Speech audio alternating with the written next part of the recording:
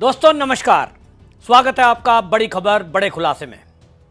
दोस्तों 22 अप्रैल की आतंक की घटना के बाद से मोदी ने जो संकल्प लिया कि हम आतंकवाद को नेस्तनाबूद करके ही दम लेंगे, उसके बाद भारत ने ताबड़तोड़ एक्शन किया और पाकिस्तान के अंदर छुपे हुए आतंकी ठिकानों को तबाह कर दिया। पाकिस्तान जैसे कि बाज नहीं आता है, उसने बदले की कार्रवाई करने की कोशिश की और मामले में वो आतंकवादियों के बचाव में उतर गया और खुलेआम वहां की सेना आतंकवादियों के जनाजे में शामिल थी। यह तय हो चुका है बिल्कुल पूरी तरह से, जो भारत पहले से कहता आया है कि पाकिस्तान में जो सेना है वही आतंकवादियों की फैक्ट्री है। पूरा हथियार, ट्रेनिंग, सब कुछ वही एक छद्म रूप से भारत के विरुद्ध चला रहा युद्ध है और अब इस युद्ध का अंत करके ही भारत दम लेगा, ऐसा दिखाई दे रहा है। अब ऐसे में जब भारत की सेना बॉर्डर पर डटी है और पाकिस्तान को छठी का दूध याद दिलाने की तैयारी में है, तो पाकिस्तान थरथर कांप रहा है और अब वो मीडिएटर ढूंढ रहा है कि कोई ऐसा हो जो इस युद्ध को रुकवा दे, क्योंकि उसके बस का अब इस युद्ध का मुकाबला करना नहीं है। वो तो छुपकर वार करने वाला है, वो कायर है, पीठ में खंजर मारता है, आतंकवादियों को भेजता है। हालांकि उस आतंकी घटनाओं में यह भी तय हो चुका कि सेना का ही सीधा हाथ है। अब अगर मैं बात करूं पहलगांव हमले की, तो वहां भी जो खुलासा किया है एनआईए ने, हासिम मूसा जो कि पाकिस्तान सेना में पैरा कमांडो था, और वो आदमी आकर के यहां अपने स्लीपर सेल तैयार करता है, पैसा पीछे से पाकिस्तान की सेना देती है। और यह भी अब खुल के आ गया कि उसमें हमास का भी रोल है।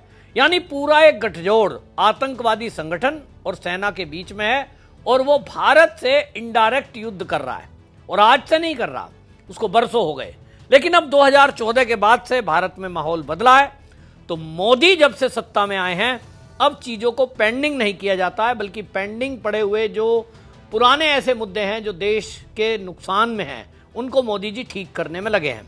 ऐसे में अब पाकिस्तान ये चाहता है कि कोई उसके बीच में सुलह करा दे और ये युद्ध थम जाए, ताकि फिर थोड़े दिन बाद फिर से आतंकी घटना करे। लेकिन इस बार मोदी जी बख्शने के मूड में नहीं दिखाई दे रहे हैं। ऐसे में all India Muslim personal law board वो सामने आया और उसने बाकायदा एक पत्र लिखा है। और आपको बताऊं कि पूरी एक टूल किट एक्टिव हुई है, जिसमें नया सिंह राठौर है और उस जैसे बहुत लोग हैं, नो वार करने लगे। और जिस तरह से all India personal law board सामने आया है, जो अभी आप देखिए कुछ दिन पहले वक्फ बोर्ड के मुद्दे पर जब धरना और प्रदर्शन कर रहा था, तो वही वक्फ बोर्ड के जलसे में, जो कि दिल्ली के इंडिया गेट पर कर रहे थे, वहां खड़े होकर ये सरकार को धमका रहे थे और कह रहे थे हम तो गजवाए हिंद करेंगे। कोई कह रहा था कि हम तो बस 15 मिनट में पुलिस हटा दो, तो वो बयानबाजी में बोल नहीं सकता। और पूरे देश के अंदर गृह युद्ध करने की तैयारी चल रही थी। उसके पीछे कहीं ना कहीं all India Muslim personal law के बोर्ड के द्वारा बोला गया झूठ है कि ऐसा कहीं भी नहीं है वक्फ बोर्ड एक्ट में, जो संशोधन किया है मोदी सरकार ने, कि कोई मदरसा या मस्जिद छीनी जाएगी। एक्ट में कहीं नहीं है। लेकिन all India Muslim personal law board के जो सदस्य हैं वो लगातार देश के अंदर भड़काऊ काम करने में लगे हैं। और आज जब पाकिस्तान के ऊपर बात आई है, तो ये सामने आए हैं और उन्होंने एक पत्र जारी किया है। मैं पत्र पढ़ के सुनाता हूं, तो उससे आपको पता लगेगा कि पाकिस्तान की हालत पतली कैसे है और किस तरह से पाकिस्तान की मदद के लिए भारत का ये all India Muslim personal law board ये उसके इशारे पे काम कर रहा है, या ये उसके साथ गठबंधन में है, या आतंकवाद की फैक्ट्री को चलाने वाली सेना की ये मदद के लिए आया है। ये फैसला आप पर छोड़ता हूं। सुनिए इसने क्या लिखा। ये पदाधिकारियों ने लिखते हैं कि एक विशेष ऑनलाइन बैठक में निम्नलिखित प्रस्ताव पारित किए हैं। क्या प्रस्ताव पारित किए इन्होंने? All India Muslim personal law board Bharat Pakistan सीमा पर बढ़ते तनाव को बहुत चिंता की दृष्टि से देखता है। यह देश और देशवासियों की रक्षा और सुरक्षा के लिए उठाए जाने वाले हर आवश्यक कदम का समर्थन करता है और इस बात का जोर देता है कि इस कठिन समय में जनता, राजनीतिक दलों, सशस्त्र बलों और सरकार को इन खतरों का सामना करने के लिए एकजुट होना चाहिए। आतंकवाद और निर्दोष नागरिकों की हत्या एक गंभीर चिंता का विषय है। इस्लामी शिक्षाओं, विश्व स्तर पर मान्यता प्राप्त सिद्धांतों और मानवीय मूल्यों में आतंकवाद के लिए बिल्कुल भी जगह नहीं है। इसलिए देशों को द्विपक्षीय वार्ता और चर्चा के माध्यम से अपने मामलों को सुलझाना चाहिए। यह एक तथ्य है कि युद्ध किसी भी मुद्दे का समाधान नहीं है, खासकर परमाणु हथियारों की मौजूदगी में। भारत और पाकिस्तान युद्ध बर्दाश्त नहीं कर सकते। ऐसा संघर्ष दोनों देशों के लोग को दुर्गम कठिनाइयों और पीड़ा में डाल सकता है। इसलिए सभी मुद्दों को बातचीत और कूटनीतिक तरीकों से सुलझाया जाना चाहिए। मुस्लिम पर्सनल लॉ बोर्ड हमेशा की तरह अपना वक्फ बचाओ अभियान जारी रखेगा। हालांकि मौजूदा स्थिति को देखते हुए उसकी सार्वजनिक बैठकें और कार्यक्रम अगले 1 सप्ताह के लिए स्थगित किए जा रहे हैं। साथ ही नागरिकों के साथ मेलजोल बैठकें और अंतर धार्मिक संवाद, मस्जिदों में धर्मोपदेश, जिला मजिस्ट्रेट और कलेक्टर के माध्यम से ज्ञापन, ये इनका जारी रहेगा। अब आप समझ रहे हैं कि ये क्या कहना चाह रहे हैं। ये कह रहे हैं साहब आतंकवाद तो हम विरोध में हैं आतंकवाद के, तो भाई आप हमें लेक्चर दे रहे हो।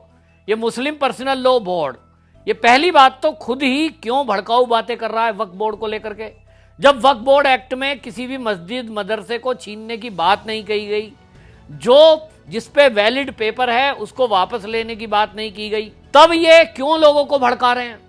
क्यों ये यहां दिल्ली के जंतर मंतर पर आकर जब अपना प्रदर्शन कर रहे थे, धमकी दे रहे थे केंद्र सरकार को कि हम तो इसे मानेंगे ही नहीं, आपको तो वापस ही लेना पड़ेगा। कोई कह रहा था, इनका all India personal law board का मेंबर कह रहा था भाषण में, बोला साहब ये तो जो है एक अलग से आजादी की लड़ाई लड़ रहे हैं हम, ये सरकार को अहंकार हो गया, हम इसे उखाड़ फेंकेंगे। कोई कह रहा है सीए की तरह वापस करना पड़ेगा, कोई कह रहा है कृषि बिल की तरह वापसी करा देंगे। मतलब आप एक तरफ तो झूठ बोल करके और अपने निजी स्वार्थ में देश को आप युद्ध में थोपना चाहते हो और दूसरी तरफ आप मददगार बन रहे हो। अभी किसी की जरूरत नहीं है। आपको बताऊं, हमारे विदेश मंत्री एस जयशंकर का बयान ये all India personal law board वालों को पढ़ना चाहिए। उनको जब जो है किसी एक देश के लोग ने कहा कि हम आपके बारे में बात कर रहे हैं, भाई बैठ के सुलझा लो, उन्होंने कहा देखो हमें सलाह देने वालों की जरूरत नहीं है, हमें मदद देने वालों की जरूरत है। तो मैं all India Muslim personal law board के सभी सदस्यों को और अध्यक्ष को कहना चाहता हूं कि यदि आपके दिमाग में कुछ आ रहा है कि ये लड़ाई ना हो और जो है जी दोनों देश पे परमाणु बम है और आप आतंकवाद के विरुद्ध हैं सच में, तो आप पाकिस्तान की सेना के अध्यक्ष और वहां के प्रधानमंत्री से जाके बात करें। और यदि आप कर सकते हैं तो उनसे एक बात कर लो, लड़ाई खत्म हो जाएगी। मेरी बहुत पहुंच नहीं है, लेकिन मैं गारंटी से कह रहा हूं, मैं जरूर कोशिश कर लूंगा। आप ये कह दो उनसे कि जो हमारे आतंकी दोषी हैं लिस्टेड, एक तो हमारा जो है दाऊद इब्राहिम, वो मुंबई सीरियल ब्लास्ट का दोषी है। उसके अलावा जो हमारे यहाँ आतंकी घटना हुई है, वो पहलगांव घटना हुई है, पुलवामा हुई है, अभी हमने उनके कुछ आतंकवादी मारे हैं, लेकिन हमें वो पूरे आतंकवादी भारत में चाहिए जो हमारे दोषी हैं निर्दोष लोगों को मारने के। All India Muslim personal board से मैं खुली बात कह रहा हूं, यदि आप पाकिस्तान को यह प्रस्ताव देते हैं और जो हमारी लिस्ट है उसमें से अगर आधे को भी आप भारत ले आए, खाली एक को ले आओ दाऊद इब्राहिम को, तो मैं लिख कर देता हूं कि एक गोली भी भारत की तरफ से नहीं चलेगी और यह युद्ध यहीं खत्म कर देंगे, बात खत्म। और अगर आप ऐसा नहीं कर सकते कि पाकिस्तान में आने वाले आतंकवादियों को आप नहीं रोक सकते, पाकिस्तान से छद्म युद्ध, पीठ में छुरा भारत के घोंपने वालों को आप नहीं रोक सकते, तो आपकी हैसियत नहीं है उनको रोकने की, तो आप भारत की सरकार पर दबाव बनाने के लिए कोशिश मत करो। अब हम युद्ध के मूड में हैं, खुद से पहल नहीं कर रहे हैं, ना कभी की है, लेकिन पाकिस्तान की तरफ से जो रोज हरकत हो रही है, ड्रोन पे ड्रोन, अटैक पे अटैक, तो अब ये पाकिस्तान को समझाओ कि उसे अगर बचना है तो शांत होकर बैठ जाए और हम जो अपनी कार्रवाई करेंगे वो टारगेटेड करेंगे, आम पब्लिक को हिट नहीं करेंगे, अब सेना को भी नहीं करेंगे, और अगर वो बाज नहीं आया तो बचेगा नहीं। दोस्तों आपकी क्या राय है? अपनी राय भी कमेंट में लिखें और वीडियो को शेयर करें। वंदे मातरम।